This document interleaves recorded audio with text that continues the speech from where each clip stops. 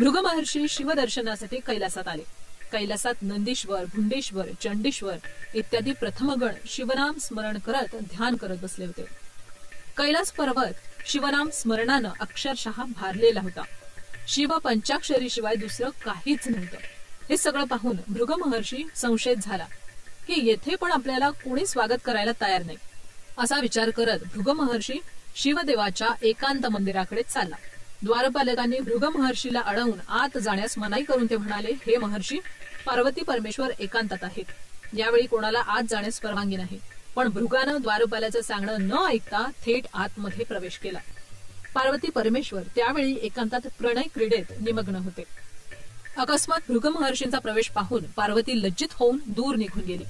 हे पाहून शंकर क्रोधित होऊन म्हणाला, अरे भृगा, तू विवेकी आणि सर्व जाणता असून सुद्धा आमच्या एकांताच्या वेळी तू प्रवेश केलास. असे म्हणून आपलं त्रिशूल घेऊन भृगु महर्षीला मारण्यासाठी शिव धावून आले. शिवाच्या क्रोधाला पाहून पार्वतीनं आपल्या प्रिय वचनानं शिवाला शांत केलं. हे पाहून भृगु महर्षी पण क्रोधित होऊन म्हणाले, हे शिवा, तू पण मी येण्याचं कारण न जाणताच अविचाराने मला मारण्यासाठी त्रिशूल उचललंस. माझा तुला शाप आहे की भूलोकात तुझ्या मंदिरात तुझ्या मूर्तीऐवजी तुझ्या लिंगाची पूजा करण्यात येईल. असा शाप देऊन कैलासाहून वैकुंठाकडे भृगु महर्षी चालते झाले. कैलासाहून भृगु महर्षी वैकुंठात आले. ब्रह्मलोक आणि कैलास लोकापेक्षा वैकुंठ लोक सर्वात सुंदर आणि शोभायमान त्यांना दिसलं. कारण लक्ष्मी देवी तांडव करत होती. धनम मूलम मिथ्यम जगतम या वचनाप्रमाणे लक्ष्मी देवीचं निवासस्थान वैकुंठच. अशा सुंदर लोकात प्रवेश केल्यानंतर भृगु महर्षीच्या मनाला अत्यानंद झाला. श्रीहरी वैकुंठात शेषशय्यावर विराजमान झालेले होते. लक्ष्मी देवी श्रीहरीच्या पायांजवळ बसून आपल्या कोमल हाताने श्रीहरीचे पाय चेपीत होती. भृगु महर्षींचा प्रवेश झालेला श्रीहरीनं आपल्या दिव्य दृष्टीने जाणला. तरी पण न जाणवल्यासारखे करून तसेच डोळे मिटून ते पडून राहिले. भृगानं येऊन श्रीहरीकडे पाहिले तरीही श्रीहरीकडून भृगु महर्षीचे स्वागत करण्यात आले नाही. यामुळे भृगु महर्षीला राग येऊन शेषशय्येवर झोपलेल्या श्रीहरीच्या वक्षस्थळावर आपल्या उजव्या पायानं त्यांनी लाथ मारली. हे पाहून लक्ष्मी देवी चकित झाल्या. मार खाऊन श्रीहरीनं डोळे उघडून आनंदानं हसत भृगु महर्षीला प्रणाम केला आणि विनम्रतेने म्हणाले, हे महर्षी, मला क्षमा करा.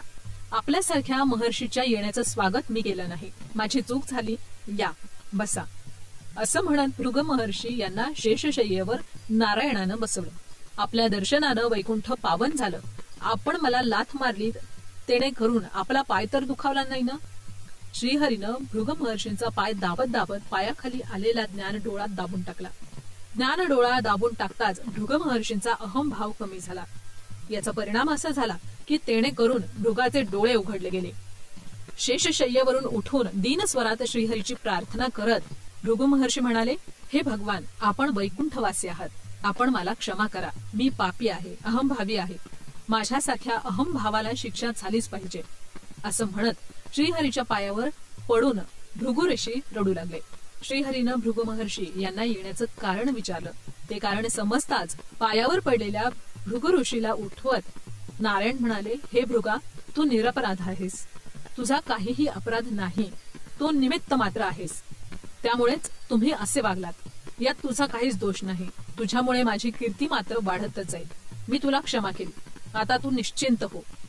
तुम्ही ज्या हेतूने इथे आलात तो सफल होईल. असं सांगितल्यानंतर भृगु महर्षी आनंदित होऊन श्रीहरीला नमस्कार करून तिथून निघाले. पण इकडे लक्ष्मी देवी मात्र वैकुंठ सोडून भूलोकात आली. जेव्हापासून लक्ष्मी देवी वैकुंठ सोडून गेली तेव्हापासून वैकुंठात दारिद्र्य देवता मात्र तांडव करू लागली. लक्ष्मी नसल्या कारणानं वैकुंठास कळा नव्हती. जिथे लक्ष्मी देवी नसते तिथे दारिद्र्य देव वास करत असतो आणि तिथे नेहमी अनर्थ घडत असतात. या कारणानं वैकुंठवासी लोक श्री महाविष्णू जवळ येऊन विनंती करू लागले, हे महाप्रभो, लक्ष्मी देवी शिवाय वैकुंठ शून्य आहे. आपण कसंही करून लक्ष्मी देवीला परत आणा. वैकुंठवासी लोकांची विनंती ऐकून श्रीहरी आणखीनच दुःखित झाले. लक्ष्मी देवीला शोधण्यासाठी ते भूलोकातही पोहोचले. श्रीनिवास भूलोकात आल्यानंतर लक्ष्मी देवीला शोधत शोधत थकून गेले.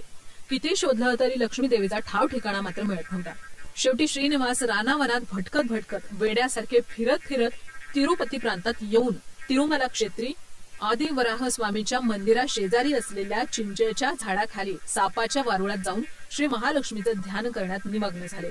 हे सगळं पाहून नारदानं ब्रह्मलोकात जाऊन ब्रह्माला ते म्हणाले, हे ब्रह्मदेवा, आपल्या याज्ञेनुसार श्रीहरीला भूलोकात अवतार घेण्याविषयी उपाय सांगितलात.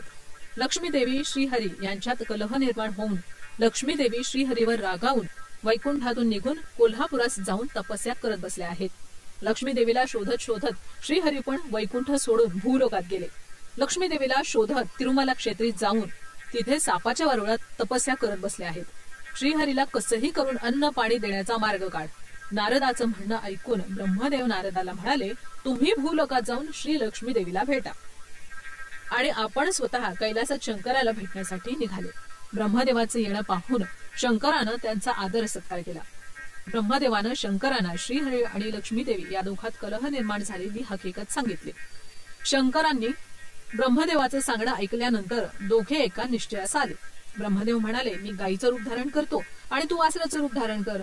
अशा प्रकारे श्रीहरीकडे जाऊन दुधानं त्याचं रक्षण करू. ब्रह्मदेवाच्या या उपायास शंकरही तयार झाले.